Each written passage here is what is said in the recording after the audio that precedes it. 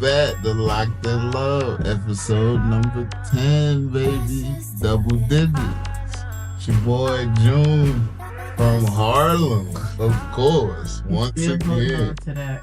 Very much so. Welcome back, everybody. This is your girl, Krystal. Y'all know where I'm from. Yeah, we do. We really do. I'm going to start here before we go any further. I'm getting tired of people disrespecting one of my people. What? That goes by the name of Bow Wow. What? Yeah, I'm getting sick of people disrespect. Put some respect on Shad Moss thing. Where did this come from? Where did this come from? I had a conversation when I was down in Florida about, I think they had gave Bow Wow the beat for John. The Lil Wayne song. Okay. But they was asking like what Lil Bow Wow would have did with it. He would have murdered it. I guess. Or unalived it. I'm sorry. Unalived it. Make sure. Can't take that off. It's already gone. How was your weekend? My weekend actually was very quiet and relaxing. I didn't do nothing. You were gone. And I had an appointment in Charleston. Yeah. And that was it. Man, so went on down to Florida. Didn't know that Jacksonville, Florida, is divided into quadrants. You got your Northside, your South, whatever. But the common thing that people said is don't go on the North side. Oh, don't go north? They said don't go on the North side. I'm like, well, what's so wrong with the North side? So you went on the North side. You went on the North side. You just hard-headed. You do whatever you want to. So why did you go? What did you see? Well, I was looking for something. Is that?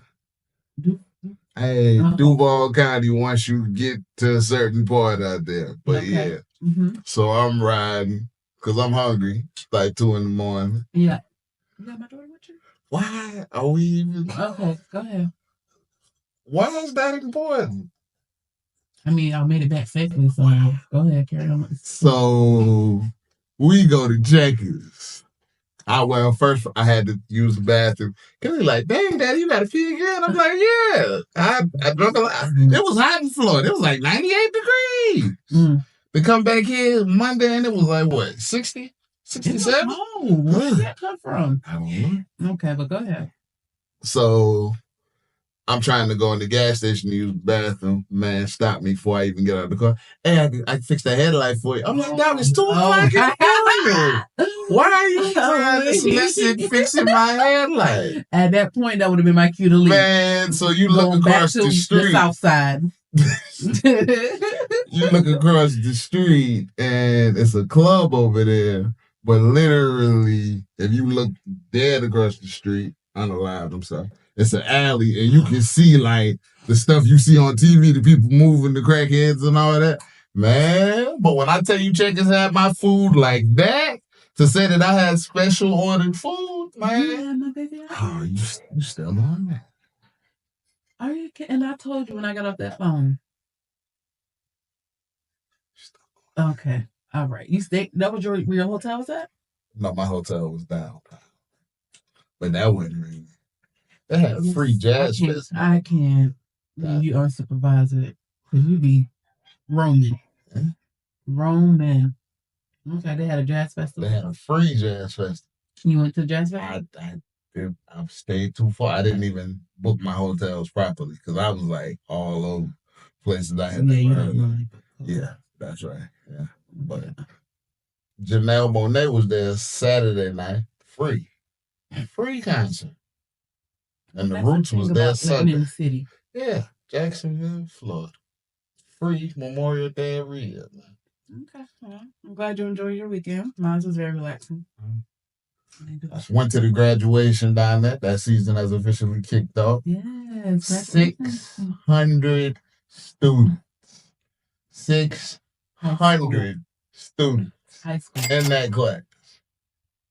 Speaking of graduation, I just seen something that said class of 2025 made history because they're the largest class that's graduated in history.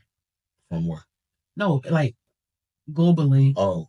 Class of 2025 is the largest globally class to graduate. That is a big deal because I got a baby graduating this year. So excited. That time has come, but 600 kids though. Whew. And they had a graduation 8 o'clock at night. They did have it at night. What time did y'all get out of there? I left after they called their name. It wasn't really a need for me to stay because I didn't know it. Well, wow. Yeah. It was a lot. I had traffic. 600 kids. That's like 1,800 people. That's kind of disrespectful, though. What? Getting up to leave in the middle of the graduation. Krystal. Really? People trying to hear their baby name and you ruffling through the chairs and carrying on. That's what you got out of that. So when they call your baby name, you going to stay or you going to leave? I got more people that I know in this class, though. Listen, I got W, I got A's. I don't know nobody with a Z, but A to W was at least. That's going to be a nice little... Yeah. Okay, yeah. Yeah, so this week right here, we do not have a local shout-out. What?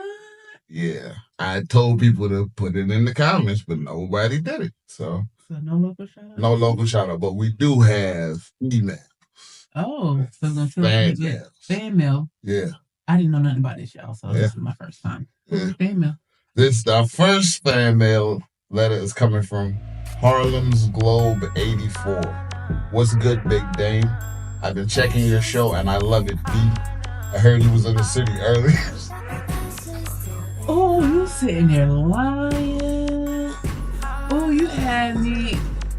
Oh. Okay. Go ahead, finish with your lie. Are you serious?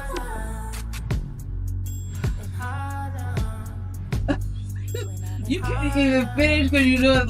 Carry on. Let's introduce our special guest because you're telling the story. I got to feed this time. Hold on. Why you ain't get at me, son? Kyle, Barrett. All that. Can you stop okay. This?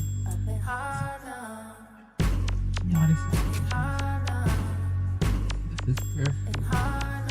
Come on. I can't. So it was a lie? All that was what? And your producer there entertained too. Wow. I'm finished. Nah.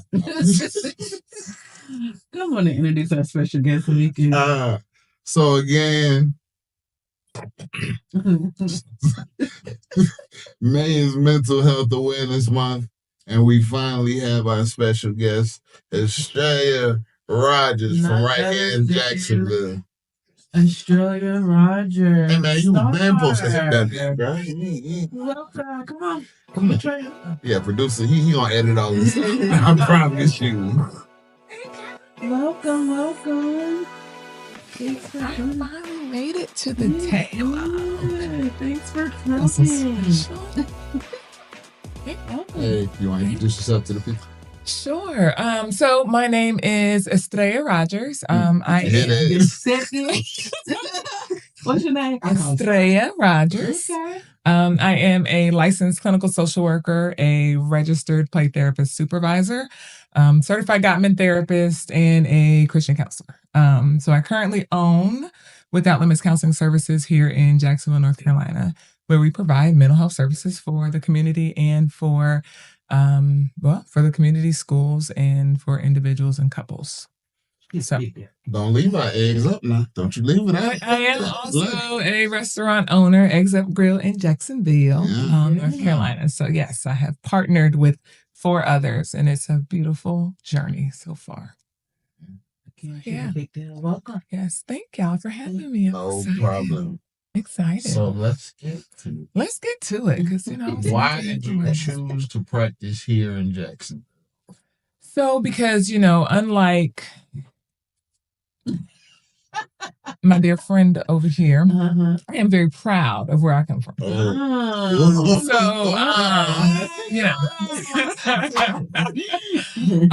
I am from Jacksonville, born and raised, and so one of the things for me was that it was just really important that I was here and I provided what we needed mental health wise for our community. And a lot of people don't necessarily want to come back and be in Jacksonville. Obviously, I have family here and everything like that, but there are not a lot of Black therapists here, let alone Black practice owners. And so it was really just a big deal for me to be able to come back and give back to the community, but also allow our children, our adults, couples to see providers that look like them, because you don't get that a lot. First choice? Like, you wanted to come back to Jacksonville? Or? No, for sure not. My first choice was actually to travel and be a traveling social worker. It was my first choice. However, the baby bump and the first child made that not happen. Slowed it down just a little bit, and then family and just wanting to raise my family here. And of course, the love of my life had something to do with that as well. So we just decided that we were going to stay here, raise our family, and then everything else. Traveling cross your mind. She talking about Butch. Say that man name before you try to I am my love of my life. Samuel Lee Rogers III is the love of my life. Oh, Butchie. Yes. So, no, traveling still crosses my mind every once in a while. So, I do go to California every once in a while for the 2 weeks to a month. Ooh, get some of that money. It is different. It's different because when we go, we work 12-hour shifts. 5 days a week, and we are working around the clock. Whether it's and everybody's in different sections. So either you're doing like case management or therapy, but we are covering for other individuals that are on strike. And so we just kind of fill in until they figure out, what they're going to do on the business side of things. But we just make sure that the clients are still covered. So it is actually a lot of work. It's a lot of work. It's a lot of work. So. Do you feel like children should rely on their parents when dealing with tough times or seek outside help? So honestly, I do believe that parents should be their first person that a kid should be able to rely on when it comes to things that they need to talk about. The question is, can a parent actually be relied on to talk to and to provide your child with what they need in return, right? And so if the parent can have conversations with their child, then absolutely that should be the first space that they go to. But if the child can't talk to their parents, then the hope is that there are outside resources that have been identified. So, and I think that's important. So as parents, you should have people in your kid's life that you can say, this is my village, or these are the people that you go to talk to when you're in trouble, so that your kid has somebody. And so you kind of like make sure that you help them, though, identify those people, because sometimes you'll be like, oh, go talk to the school counselor if you need something. Well, what if your kid isn't comfortable talking to the school counselor, right? So you have to actually sit down with your child and say, if you can't come and talk to me about this or about whatever situations, who can you go and talk to? Find out from them who they feel comfortable talking to. And then at least that when they have issues, they're going to someone that you actually trust and not just anybody, because it does matter. But again, as parents, are you actually approachable? Can your child come and talk to you about the hard things? Mm-hmm. And we have to do a better job of making that space. Yeah. I'll tell you, I did we called it a blue talk at the middle school. So basically it was kind of like a red table, but it was a blue table. And they called in all of the 8th graders. So I did like about 4 classes, myself and 2 other community individuals. And every class, the kids raised their hand. And I'm going to say about 75% of them said they couldn't talk to their parents. And they felt like their parents didn't understand them. And they weren't approachable. As a parent, how do you make that space like available? Mm-hmm. I guess my question is like, how do you let them know that it's okay? Yeah. So I think 2 things. So one, I'll use me as a personal example. So one thing that me and my youngest son do is like he'll say, "Mom, I need my therapy mom." Right? So he just kind of came up with a name for it. But when he says therapy mom, then I know that, not to say that my mom hat goes off, but this means that I need to sit down and I need to listen. And I can't answer him with, judgment in that moment. Like, I actually need to listen and understand, because we seem to forget that we were all teenagers at one time. And the things that we did and the things that we dealt with, like, most of us didn't go to our parents. I know I didn't. Right. And had I had a mom that I could go and talk to, then all the stuff that I actually went through, I probably wouldn't have went through.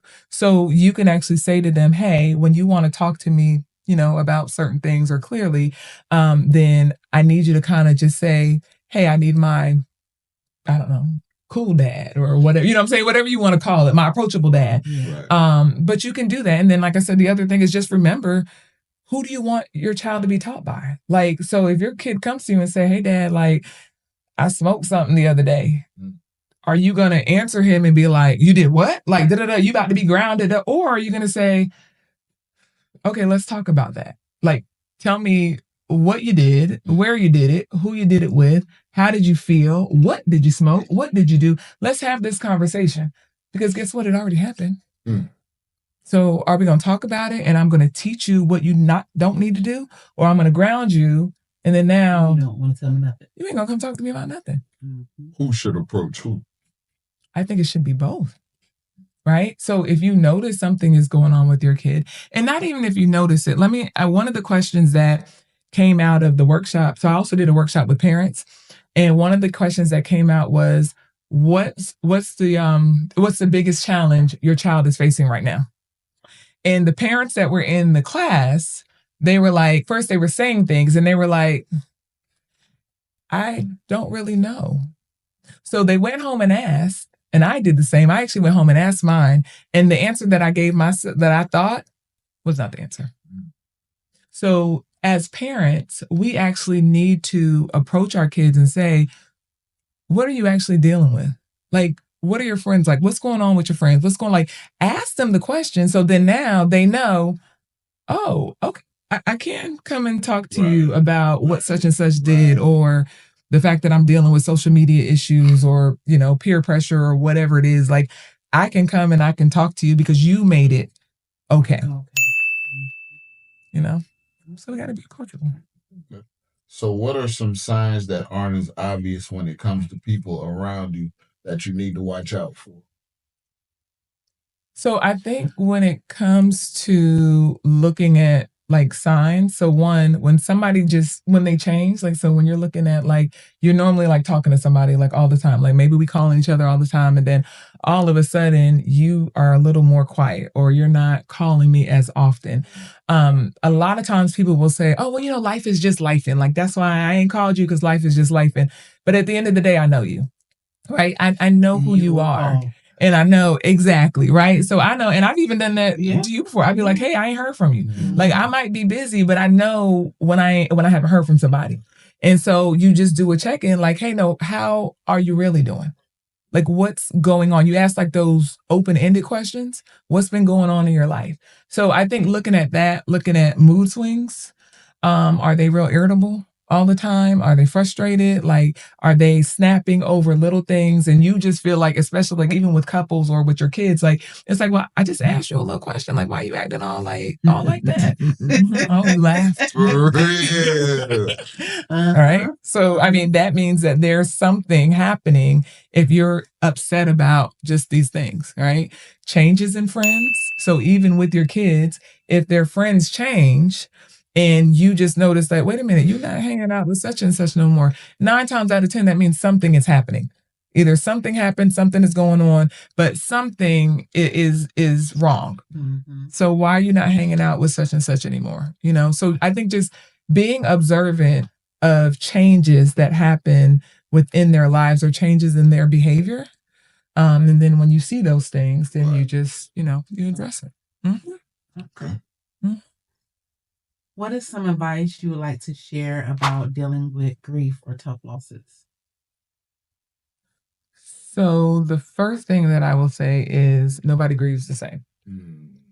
Right? And there's no, we have books that talk about grief, and but everybody's grief looks different because your relationship with that person looks different. Right. So if somebody loses, and I'm gonna even say pets, right? Somebody could lose a pet, but their dog was outside its whole life. So I'm going to be sad that it passed away. But at the end of the day, I'm probably not going to be crying every day. But then somebody else might have lost their pet. Well, that pet might have been their best friend. And so they crying every day. And it's like, to somebody else, it might be like, but that was your dog. Yeah, but that was my best friend. Mm-hmm. So I think it's really, number one, being able to say, like, everybody's grief looks completely different.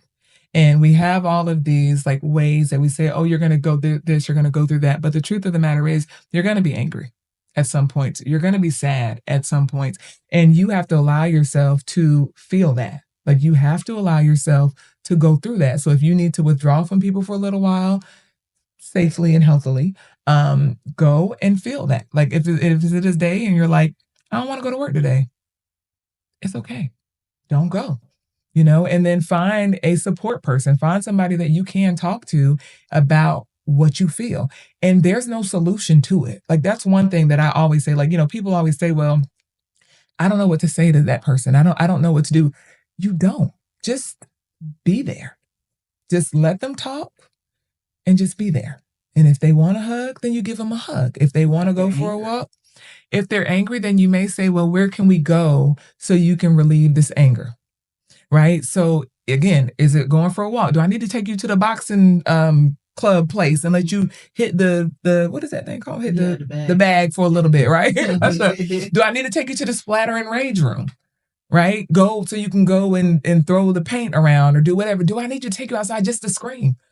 Like, do you want to just go outside and yell at God and yell at the world and yell at everybody outside safely because you are mad?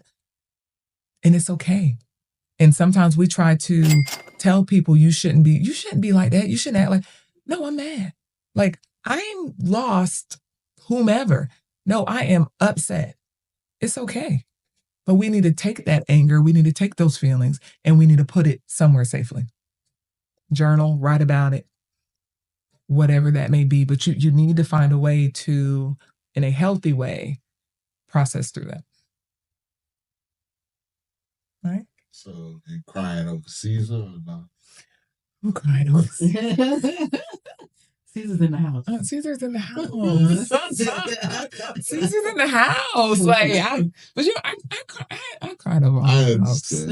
I did. I cried over all the folks. Are you crying over what's your dog? Bear? Are you crying over Bear? Nah, probably not. You and Bear have a love-hate relationship. Not invested in stuff. No. Yeah, he'd be upset. You'll be a little sad. He'd be different. You'll be sad. Because you go home on lunch break to take him out. Do all that. He gotta get okay. Yeah, you'll be sad. Everybody else at school and work. Next question. How has the overall climate changed for mental health in the last 20 years? Well, number one, to be honest, this wouldn't be happening. Right? Before, and we know back in the day, it was what happens in this house stays in this house. Like, you're not talking to anyone about what's happening in this house. Kids that with ADHD or, whatever behavior disorders you may have. No, that kid was just bad. Yeah.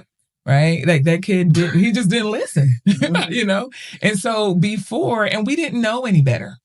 Honestly, we didn't know any better. Now, the trouble now is actually people talk about it too much, and the wrong people are labeling. I mean, everybody's a narcissist.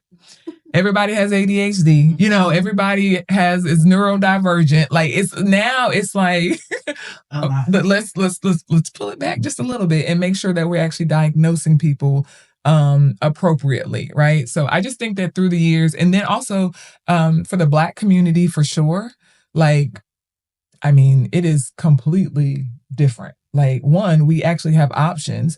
So a lot of people don't know, like, you can go to therapy virtually within your state. So even if you don't have a therapist that you feel represents you or looks like you in your city, like, you have the whole state. So you can go find anybody because my therapist is all the way in Charlotte. I see her every 2 weeks. I'm a therapist with a therapist. Let me be clear. But I see her every Monday at 2:00 every 2 weeks. Okay? But she's in Charlotte.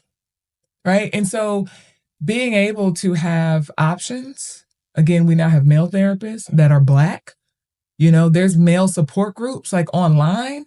And for men to come into therapy and like really have conversations and be open with their therapist, like that is huge, because that was not happening before at all. And choose a therapist. How do you choose a therapist? So I think for number one, for people to understand that your therapy journey is your journey. So when you even find someone and you meet them and you say, nah, this isn't a person for me, you're not going to hurt their feelings. You say, I'm sorry, you're not exactly what I'm looking for. Do you mind helping me find somebody else? So that's number one. Two, depending on what the issue that you're having, when you look for therapists, and you can go to, it's called www.psychologytoday.com. So if you go there, you can actually filter like the issue. So you can say couples, individual, it could be sex, it could be drugs. Whatever your issues are, anxiety, depression, and you're going to click it, and it's going to show you every therapist in the state that specializes in that. So you do want to make sure that you look for the topic, you look for insurance. Some people will take your insurance, some don't. Race, if it matters to you, gender, if it matters. Some people want a Black therapist. Some people want a white therapist. Some people want a male. Some people want a female. Old, young, it doesn't matter, because then we pop up. And then you can read our bios. And as you're reading the bio, then you're able, it's like something just speaks to you, and then you're able to say, you know what, I'm going to put it down to like 2 or 3. And then you put it down to 2 or 3. What I did was I emailed all 3 of them. And the first person that got back to me, I met with her and I was like, yeah, I like her. What was that? What's that again? www.psychologytoday.com. And it will give you every therapist in the state. That's pretty cool. That's good. Is it me? Huh? It's me? Yeah. Okay. Is there a connection between religion and mental health? I would say so. And depends on, let me say this.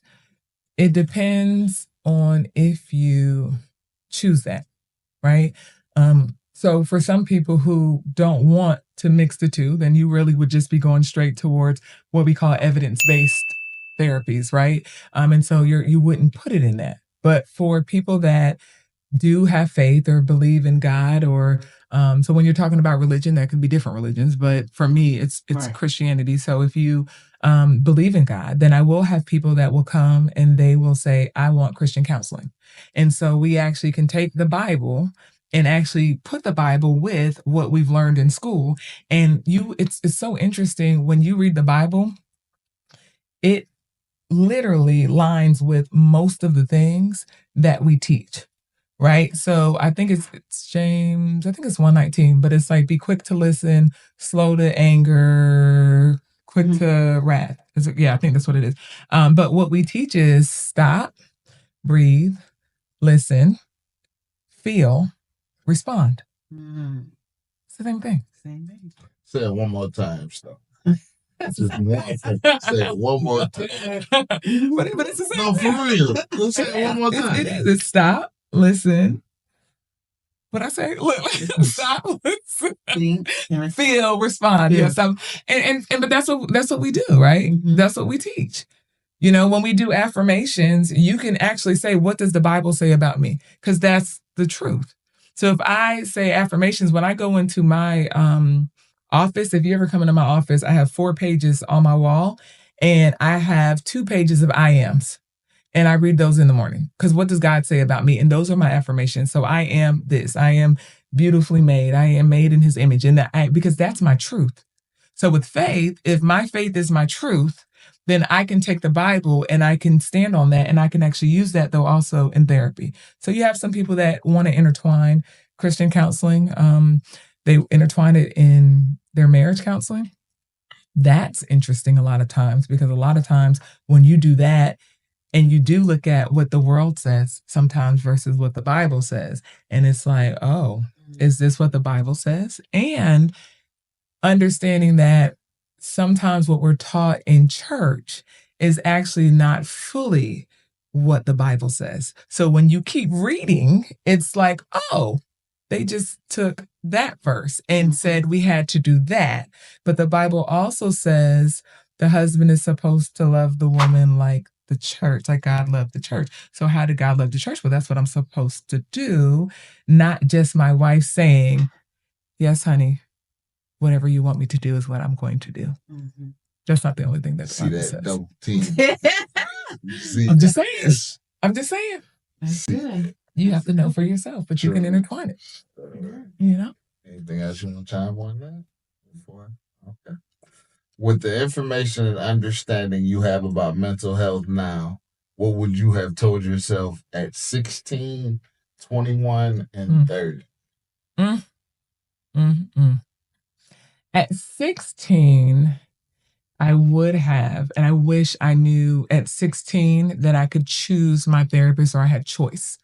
So I did have to when I was younger because I had my own trauma as a child. And my mom tried to put me in therapy.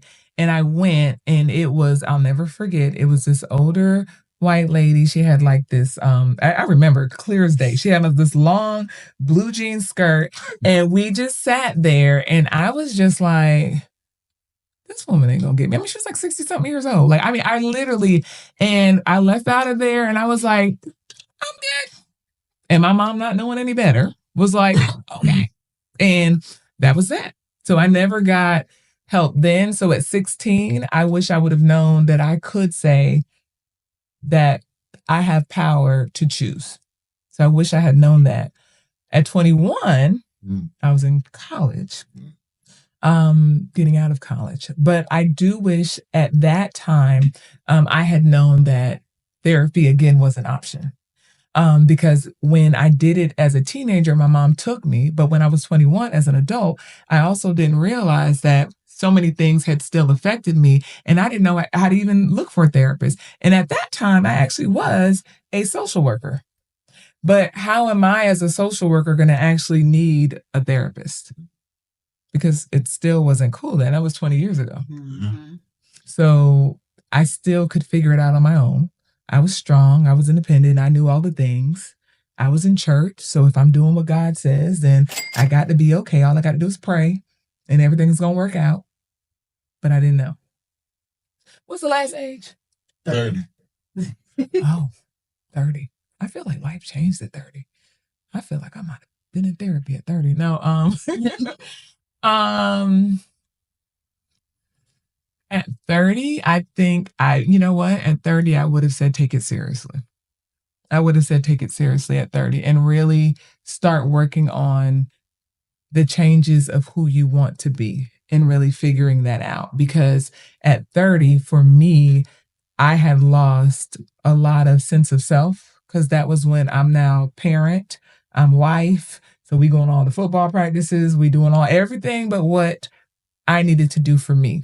So at 30, I definitely would advise myself to start finding who I was and make myself a priority and not lose sight of me and my marriage. So that would have been my advice to myself because kids at that time in my life were definitely the priority. And they came before everything. Mm-hmm. Which we all do, huh? True story. We do. So I got one more. What's my last question? One more. How can you tell when a couple is truly working toward healing their marriage versus just learning how to coexist and dysfunction more peaceful? Ooh. Yeah. Good question. Ooh, that was good. Okay. So one you see change. Okay. Right? And it's not surface change, right? It's I really understand you, I know you, and I'm changing for myself so we can be better people, right? So when we talk about healing, I'm healing myself first. So if you tell me that I'm not a good communicator, then that means that I need to go back and really look and say, okay, well, can I actually communicate well? What are the issues that I have in communication? Then I'm going to work on me, myself. And so then what happens is we're in a conversation and you like, wait a minute, we didn't argue? Like we didn't fuss? And then now, because I noticed that you're actually making the changes on your own, I'm going to start trusting you. And because I trust you, I can be more vulnerable. And now we can actually connect because this is real to you. This is serious. But surface level is when I'm just going to do it because you're telling me to do it. And what happens is that's conditional. So that means as long as you're doing what you're supposed to do, I'm going to do what I'm going to do. But then the next time we get into an argument and you went back to your old ways, I'm going to go back to mine. So now the truth is, we really didn't heal. Really? What? I didn't say nothing. You turn, look at the camera like. I'm just saying. Okay. But we all do it. We all do it. Yeah. You know, and healing is doing the hard work. Like that's just really getting into like the nitty gritty. I say like doing the surgery. Like what are our issues? And you got to be so vulnerable. And it's hard to be vulnerable because it's hard for somebody to tell you about yourself. And I've been there where my husband had to tell me about myself. And I was like, me? Like, perfect scar? Me? Like, yeah. And I had to make change. And I had to really work on it so that way we would be better. So I would say that's how you know the difference, because it's if that person changes on their own to be better, then the change will stay consistent and it won't be based on condition. Yeah. If I change surface level and I'm just doing it just because you said, then it's based off of condition. Right on. Right on, sister. Okay. Carry on. Carry on. Do you have anything else that you want to share about mental health? No, I just, you know what, just take care of your mental health. You know, I just really, we are in a world of everybody's moving, everybody's going. You know, it's that time of, again, let's get that money, let's do this, let's, you know, we doing all these 15,000 things and diversifying income, but you got to take care of you first. So make sure that you have your moments, your time, whatever that looks like for you. For me, I'll tell you, I go 3 times a week. In the morning, I go by the river, like what is it, downtown, the water. Mm-hmm. So if you ever driving like 7 o'clock in the morning, 8 o'clock, and you see me, I be praying on the dock. Me and George, it's an alligator that swims through there. But that's where I go, and I read my Bible and all the things, but I do it on the dock 3 days a week in the morning. That's my time. So you just got to figure out what works for you. Take care of your mental health. So are you all right. Are you still accepting clients, or are you? We are. I say we because my group practice is. I am accepting clients, but I am working more with couples now. And so right now I'm accepting more couples than anything. But my therapists are accepting children, individuals. We're accepting. If somebody would like to reach out to you, how would they go about doing so? They can go to www.withoutlimitscounseling.com, or they can call 910-218-0006. And we do service couples in Florida, Virginia, and North Carolina. I see you posted that you practice in Florida now. Florida too? Yes, yeah. See? And I'm also a coach. So because I coach, I can do coaching in any state. But as far as therapy goes, I'm licensed in those 3 states. Okay. Yep. Now we have reached my favorite portion of the show. Thank you, Star. You're welcome. I was gonna get to that. Okay. I'm just thinking. Yeah, you are. That's some good information. True. And there's somebody out there that's going to need her. Yeah. So let's get to your favorite part of the show, top 5. Top 5. Star. Top 5. Athlete. Let's talk about that track career that you had. Top 5. So I ran at East Carolina University, and it was cut short because I was being fast. Not on the track, off the track. Yeah, got pregnant. Okay. Got pregnant, you know. But I did have a track scholarship at ECU. I did run 4 years. And it was amazing. I was a hurdler and a triple jumper and then jack of all trades. So if they needed me to run a 200, I was doing a 200. If it was a 400, it was a 400. You still running? Absolutely not. I do walk. So this top 5 is going to be female athletes. You want to go first or you want me to I'll go first. All right. All right. So my number 1 is a local great. So it is Jackie Humphrey. She was actually a 100-meter hurdler, and she went to the Olympics. She did not place, but she went to the Olympics, and she is in the Hall of Fame here at in Country Club in Jacksonville. But Jackie Humphrey, to me, showed that regardless of where we come from, we can be there, and so to me, she was my number one. My number two was Lisa Leslie. Because actually I met her. She was so nice. But I just love Lisa Leslie, basketball anyway. So that was my thing.